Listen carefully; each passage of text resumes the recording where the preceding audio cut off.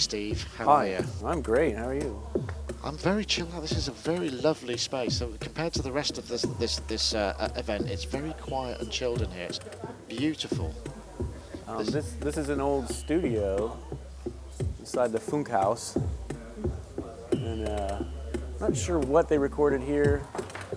Some various people said maybe some spoken stuff or maybe chamber music. Yeah, so it's not. It's an amazing space, isn't it? Yeah, that's really this place is very cool. Yeah. And I wanted to talk to you a little bit about because you've got a beautiful collection of Mother 32s here, and I don't know if anybody's aware or if everybody's aware, but you had a lot of input into the design of this instrument, right? Yeah, sure. Yeah, well, I was one of the designers, and yeah, it was a fun project to work on. And so what was the, I mean, because this is the first real Eurorack kind of thing that you guys have done officially, right? So right. I mean, what was the product flow? Because many people said, oh, it started with Werkstatt, and then, you know, this is what came out of it. But I suspect it's probably not quite as straightforward as that, right? Well, I mean, sometimes products are born overnight. Sometimes they take really, really long time. And we had been wanting to do Eurorack something for a really long time. I mean, longer than I can remember. It was always on our list of like, oh, we should do this. This is where it's going. So many people are getting into this, and it continued to grow as we didn't do it. And then, I guess at some point we said, well, let's do it. And so what we decided to do was to take a slightly different approach, which is to come up with something that's standalone or Eurorack mountable. And having the patch points off to the side is a bit unconventional. And for the seasoned Eurorack user who's used to having the patch points next to the knobs, it might take a little getting used to. But it makes a lot of sense because then the cables aren't in the way of the controls, which is one of the big drawbacks, I think. That is a prime motivator for that, yes, because we feel that like real-time sound design and playing the controls is a big part of performing with a Moog, and it's part of the fun. And so we're just trying to keep those accessible. So we wanted to have a sequencer.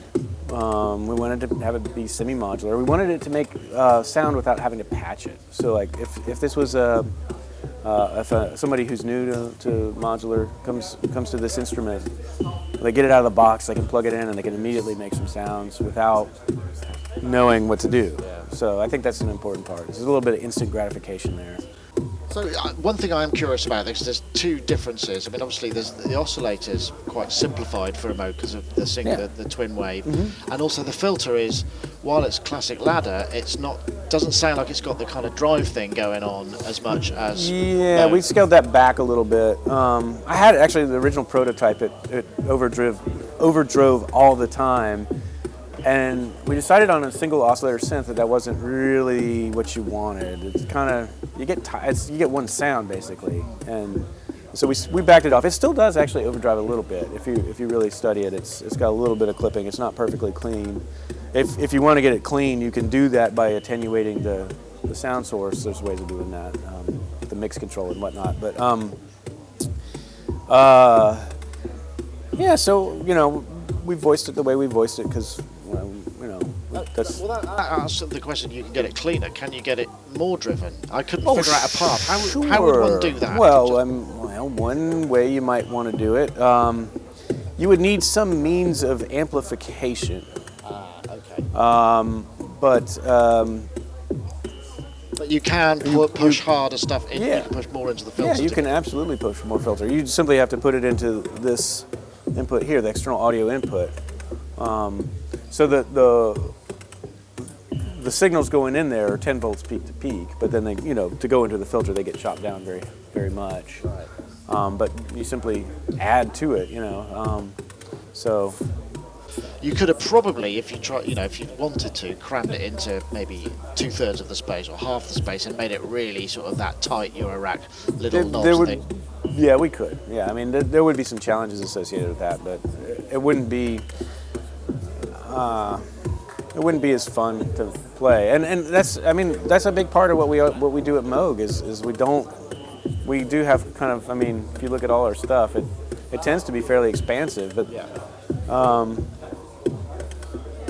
some people that's a liability, but the bonus is that you have plenty of room to focus on a control and use it and not worry about getting in there with no, I totally agree. The other thing that I was interested in, because the way, the sequencer, the integration, I was, one of the questions I asked about was, because you've got this multi-function output, the signable output, that allows you to kind of essentially, which pre-configure or reconfigure the internal workings of the instrument. Is there much scope for that? Because one of the things I was asking about was, is it possible to divorce the sequencer from the internal voice, for instance, that kind of stuff? Yeah, well, this particular jack here that's labeled KB right here, sorry, that one, that same signal is actually hardwired to the VCO. So it's not, if we had normaled it to that jack, I suppose that could have been a thing we could have done where, we could have broke that connection, but we did not. And is that a sort of, I suppose, a DIY I might be able to do with that? I wouldn't really recommend. I wouldn't recommend it on this. Yeah. For me, I could do it. I don't know. It might not be pretty though. So, but I guess my point is, so are there certain things that you could add because there is a certain amount of firmware in it that is allowing those assignable functions? Yeah, there's some stuff that's reasonable to do and some stuff that I think falls outside the scope of what we can do.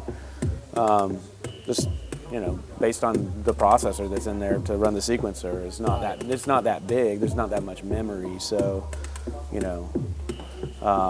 Again, trying to get an affordable entry-level semi-modular synth. Some of the choices were to keep certain aspects of it fairly limited, actually, and so. I guess that's one of the big challenges with design as well, because as an engineer, part of what you want is to make it do as much as you possibly can, I guess. But, so it's as much as, it's a bit like, it's very Zen, isn't it? It's like music. It's about the space between the notes. It's and the other thing is just like in a musician is like you get one shot at a performance. You get one shot at this is the hardware. You design it. You can't go back and there is a firmware component of it, but you can't go back and redo it necessarily. Pro Tool it out or whatever they call it these days. So you want to get it right the first time, and these things have been selling like by the boatload. Well, so I'm guessing you got it pretty close to right first time. I hope so. I've watched a lot of people have a lot of fun with them. I've had a lot of fun with them. I found it really easy to get lost into making music and making sounds with them. So it's, as a tool, I think it's pretty good and pretty successful. Is there room for more stuff?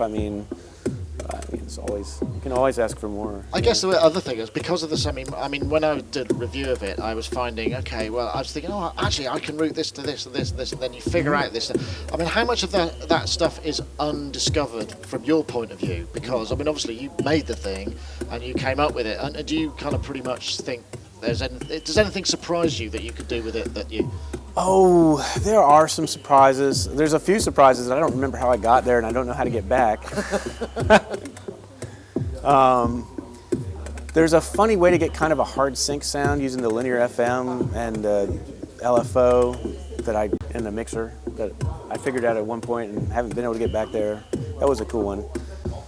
But it must be, the other thing I guess is really as you're creating something like this, hearing what people are able to do with it and what they come up with creatively must be very rewarding. Yes, it is. And it goes from even before we launched the project, we were working on all these videos with artists and just seeing how the different artists worked with it and how they approached it and what they like to do. It's especially rewarding when you put something in a product and you think, I think this is useful, and then you see it getting used and in a way that makes good music.